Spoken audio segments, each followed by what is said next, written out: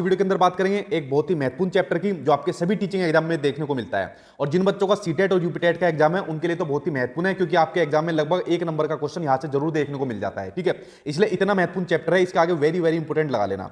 देखिए चैप्टर का नाम आपका लर्निंग डिसेबिलिटी, जिसको लर्निंग डिसऑर्डर या फिर अधिगम विकार के नाम से भी जाना जाता है, अधिगम निर्योग्यता के नाम से भी जाना जाता है, अलग अलग इसके नाम है। तो इसी चैप्टर के बारे में आज हम वीडियो के अंदर इसको पढ़ेंगे ट्रिक के माध्यम से। जी हाँ, ट्रिक के माध्यम से आज मैं इसको आपको ऐसा पढ़ाऊंगा कि आज की वीडियो को देखने के बाद आपको ये हमेशा याद रहेंगे। उसके अलावा कुछ क्वेश्चन आंसर मैंने आज की वीडियो के अंदर लिए हैं जो अलग अलग टीचिंग एग्जाम में पूछे गए हैं इस चैप्टर से संबंधित। तो आज की वीडियो को देखने के बाद आपको ट्रिक के माध्यम से चैप्टर समझ में आ जाएगा और क्वेश्चन का आंसर आप लोग खुद दे दोगे एक बार समझने के बाद। ठीक, तो ये चैप्टर आज आपका कंप्लीट हो जाएगा। चलिए बात करते हैं लर्निंग डिसेबिलिटीज की, आखिरकार ये चीज होती क्या है। देखिए अगर मैं इसके बारे में बात करूं तो सिंपल सा आप लोग जानिए कि सीखने की क्षमता या योग्यता में कमी को अधिगम अक्षमता कहते हैं। देखिए जब लर्निंग होती है, जब भी कोई आदमी सीखता है, मान लीजिए आप भी कोई चीज सीखते हो तो सीखने में किसी भी तरीके की कमी, मान लीजिए लिखने में समस्या हो रही है, पढ़ने में समस्या हो रही है, तो किसी भी तरीके की समस्या या किसी भी तरीके की योग्यता में कमी को अधिगम अक्षमता या फिर अधिगम निरोग्यता के नाम से जाना जाता है, लर्निंग डिसेबिलिटीज के नाम से जाना जाता है। किसी भी तरीके की जो अक्षमता होती है। अब देखिए जो आपके एग्जाम में पूछी जाती है वो पूछे जाते हैं लर्निंग डिसेबिलिटीज के टाइप, यानी इसके प्रकार पूछे जाते हैं। इन प्रकार को आपको अच्छे तरीके से देखना है क्योंकि 1 नंबर का कोई ना कोई आपके एग्जाम में इनमें से एग्जामिनर दे देता है उठाकर। ठीक है, देखिए अगर मैं बात करूं आपके पहले प्रकार की तो वह है आपका डिसलेक्सिया। डिसलेक्सिया आपका सिंपल याद करना है, यह आपका पढ़ने से संबंधित विकार होता है। देखिए जब बच्चों को पढ़ने से संबंधित कोई भी कठिनाई आए, मान लीजिए बच्चा फ्लो में नहीं पढ़ पाता, ठीक है, बच्चा फ्लो में नहीं पढ़ पाता या बच्चा सही स्पीड से नहीं पढ़ पाता या फिर बच्चा मान लीजिए शब्दों को उल्टा पढ़ता है, यानी कि मान लीजिए बच्चा किसी शब्द को सा को वाज पढ़ता है, उल्टा पढ़ता है, बी को डी पढ़ता है, तो पढ़ने से संबंधित XYZ जितने भी विकार हो जाएंगे वो आपके डिसलेक्सिया से संबंधित आपके विकार हो जाएंगे। ठीक है,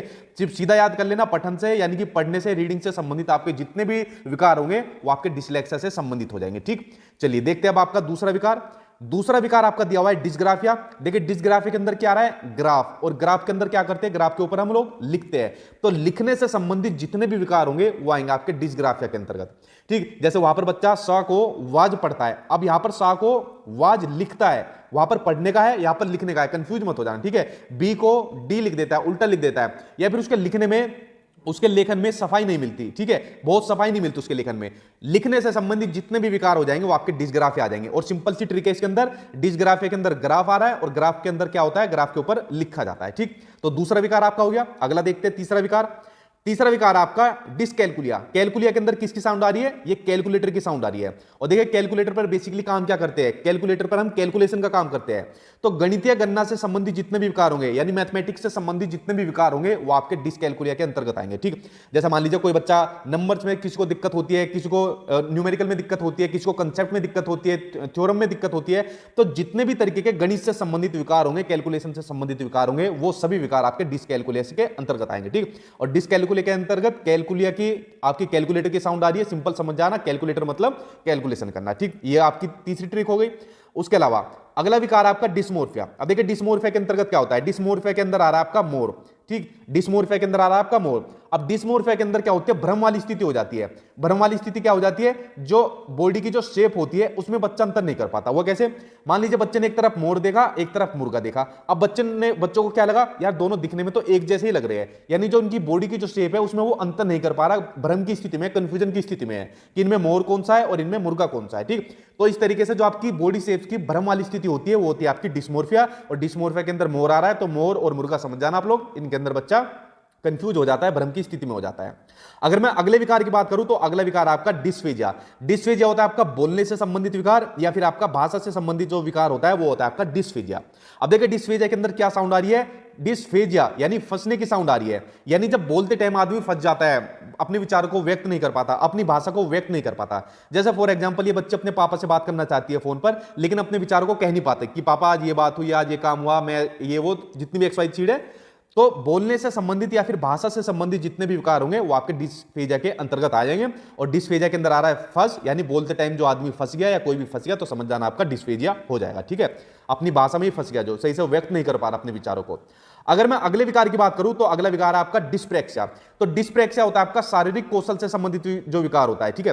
देखिए, जब आदमी अपने मसल्स का सही तरीके से यूज नहीं कर पाता तो आपका डिस्प्रेक्सिया के अंतर्गत आएगा। वो कैसे?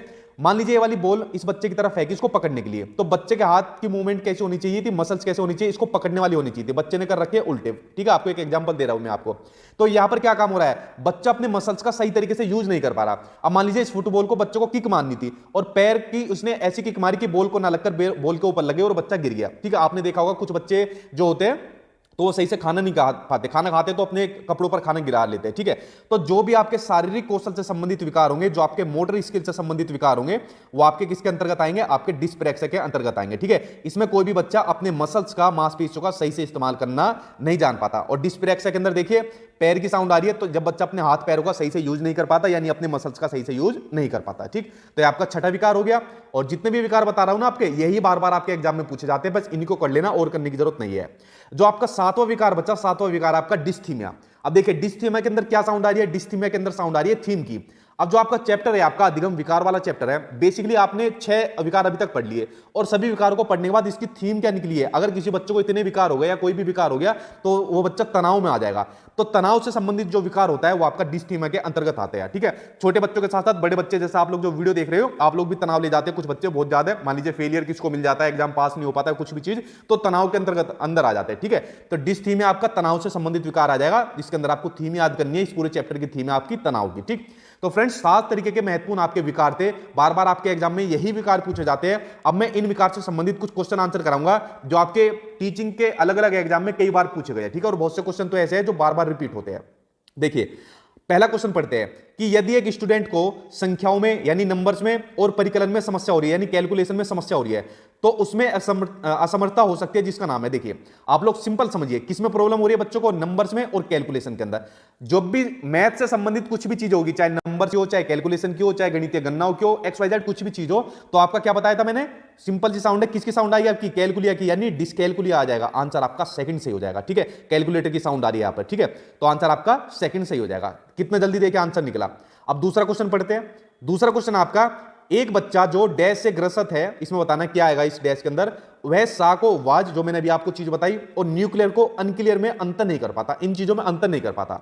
देखिए अगर क्वेश्चन में बोलता हो इनके पढ़ने में अंतर नहीं कर पाता, तो सिंपल सा आपका आंसर हो जाएगा डिसलेक्सिया, अगर पढ़ने में अंतर नहीं कर पाता। अगर यहां पर बात होती लिखने की, तो लिखने के अंदर आ जाता आपका डिस्ग्राफिया, ठीक है, डिस्ग्राफिया आ जाता है, लेकिन यहां पर डिस्ग्राफिया कहीं भी नहीं है, तो आंसर आपका डिसलेक्सिया आ जाएगा, यानी पढ़ने से संबंधित जो आपका विकार है इनमें अंतर नहीं कर पाता। दूसरा क्वेश्चन हो गया आपका। अब देखते हैं आपका तीसरा क्वेश्चन।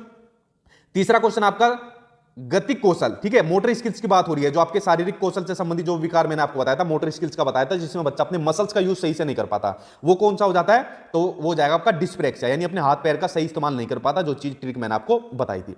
अगला देखते हैं, अगला क्वेश्चन कौन सा है। अगला क्वेश्चन सिंपल था आपका कि लर्निंग डिसेबिलिटी क्या है, कई बार एग्जाम में आ चुका है। तो देखिए जो लर्निंग डिसेबिलिटी है ये आपका एक वेरिएबल स्टेट है, यानी कि एक चर अवस्था है। वेरिएबल स्टेट यानी चर अवस्था क्यों है, क्योंकि इसके अंदर बदलाव देखने को मिल जाता है। मान लीजिए कोई बच्चा लर्निंग डिसेबिलिटी का शिकार है, ठीक है, तो वो कुछ ट्रेनिंग के बाद, कुछ प्रैक्टिस के बाद उस विकार को ठीक भी तो किया जा सकता है, उसमें ठीक है संभावना बनी रहती है ना उसमें सुधार करने की, तो इसलिए इसको एक वेरिएबल स्टेट कहा गया है, इसलिए इसको एक चर अवस्था कहा गया है, अधिगम निर्योग्यता यानी लर्निंग डिसेबिलिटी को, ठीक।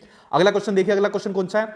अगला क्वेश्चन है कि शारीरिक रूप से अक्षम बच्चों को सामान्यतः होता है। देखिए अब इस क्वेश्चन के ऊपर बड़ा सस्पेंस रहता है, बुक के अंदर ये वाला क्वेश्चन बहुत गलत दिया होता है, ठीक है, इसलिए मैं कहता हूं आपको बार बार वीडियो में, आपको बुक नहीं पढ़नी है कोई भी, ठीक। बुक के अंदर आपको ये वाला बहुत क्वेश्चन गलत दिया होता है, जबकि मैंने इसका आंसर जो ऑफिशियल आंसर किया वहां से भी मिला लिया, जो भी ऑथेंटिक सोर्स है वहां से मिला लिया। इसका आंसर आपका आएगा डिस्ग्राफिया आएगा।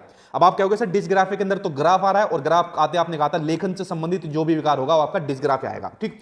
लेकिन आप लोग एक बात बताइए, मान लीजिए कोई बच्चा शारीरिक रूप से अक्षम है, तो क्या बच्चा वो चीजें लिख पाएगा? बिल्कुल नहीं लिख पाएगा वो चीजों को, ठीक है, वो बच्चा चीजों को नहीं लिख पाएगा। अगर मान लीजिए उसे कुछ लिखने के लिए दिया जाए, तो इसका आंसर आपको हमेशा डिस्ग्राफिया ही लगाना है। बड़ा कंट्रोवर्सी रही है इस क्वेश्चन के ऊपर, और मैं शुरू से यही कहता आया था डिस्ग्राफिया इसका आंसर है, और आपको डिस्ग्राफिया के साथ ही जाना है, ठीक है। अगर यहां पर आपका डिस्ग्राफिया हो जाता, आपका लेखन का हो जाता, तो आपको वैसे आंसर लगा देते, ठीक।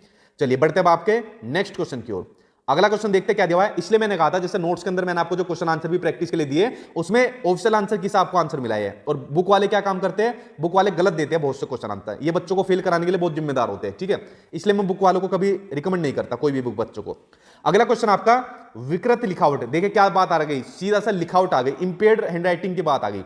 तो जो विकृत लिखावट है यानी सही से बच्चा लिख नहीं पाता, तो लिखावट की बात आ रही है, तो लिखा किस पर जाता है, लिखा जाता है ग्राफ पर। तो आंसर क्या हो जाएगा आपका, डिस्ग्राफिया हो जाएगा, ठीक। आंसर आपका पहला से हो जाएगा। कितना जल्दी से इसका आंसर निकला है।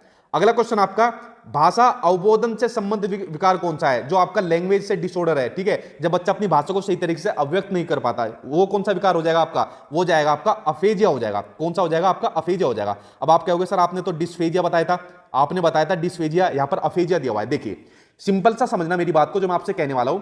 जिस भी विकार के अंदर पहले शुरू में आपको डिस देखने को मिलेगा, जैसे डिसलेक्सिया, डिसग्राफिया, डिस्फेजिया, इस तरीके से डिस्मोर्फिया, डिस्थीमिया, तो जिस भी जिसके शुरुआत में आपको डिस देखने को मिले, तो समझ जाना उस विकार का समाधान किया जा सकता है, उस विकार का समाधान या उसको ठीक किया जा सकता है, उसको कुछ ट्रेनिंग देकर, उसको प्रैक्टिस कराकर इस समाधान का, इसका समाधान किया जा सकता है। लेकिन जिसके आगे आपको ए दिख गया, अफेजिया इस तरीके से दिख गया, तो इसका समाधान नहीं हो सकता, इस विकार का समाधान बिल्कुल नहीं किया जा सकता। जैसे मान लीजिए कोई आदमी बिल्कुल बोल ही नहीं सकता, मान लीजिए बोलने से संबंधित विकार आपका डिसलेक्सिया है, ठीक है, तो डिसलेक्सिया में कुछ प्रैक्टिस के बाद, कुछ ट्रेनिंग देने के बाद, गोली देने के बाद उसको ठीक किया जा सकता है। लेकिन मान लीजिए कोई बच्चा बोल ही नहीं सकता, या कोई भी आदमी बोल नहीं सकता, क्या ठीक है, तो उसको ठीक किया जा सकता है, नहीं किया जा सकता। तो इसलिए ए लगाते हैं उसके आगे। तो आंसर क्या हो जाएगा, डिसफेजिया यानी अफेजिया हो जाएगा, यानी भाषा के अंदर फंस गया, अपने विचारों को अव्यक्त नहीं कर पा रहा है। आंसर फोर्थ हो जाएगा, ठीक। तो ये आपका ए का और डिस का आप लोग आई होप समझ गए होंगे, बहुत बच्चे कंफ्यूज होते हैं इसके अंदर। अगला क्वेश्चन देखिए, बड़ा महत्वपूर्ण क्वेश्चन है, कई बार आपके एग्जाम में देखने को मिलता है। क्वेश्चन आपसे पूछा है कि निम्नलिखित में से कौन सा विकासात्मक विकार, यानी कि यहां पर बात हो रही है डेवलपमेंट मेंटल डिसऑर्डर की बात हो रही है, विकासात्मक विकार का उदाहरण नहीं है, ठीक है, उदाहरण नहीं है, वो आपको बताना है। देखिए पहला होता है आपका ओटिज्म, आत्मविमोह। इसमें पता है क्या बच्चा क्या काम करता है, इसमें बच्चा खुद से ही ज्यादा बात करता है, वो दूसरों से ज्यादा इंटरेक्ट नहीं करता, चुपचाप रहता है, अपनी मस्ती में रहता है, ठीक है, ज्यादा दूसरों से बात ही नहीं करेगा, ना किसी से ज्यादा, किसी के सामने अपने विचारों को ज्यादा अव्यक्त कर पाएगा। तो जो ओटिज्म होता है, ये विकासात्मक विकार का एक उदाहरण होता है। सेरिब्रल पाल्सी, ये भी आपका प्रमस्तिष्क जो घात होता है, हमारे माइंड के पीछे सेरेबल जो हमारा माइंड है, ये भी आपका इसका उदाहरण होता है।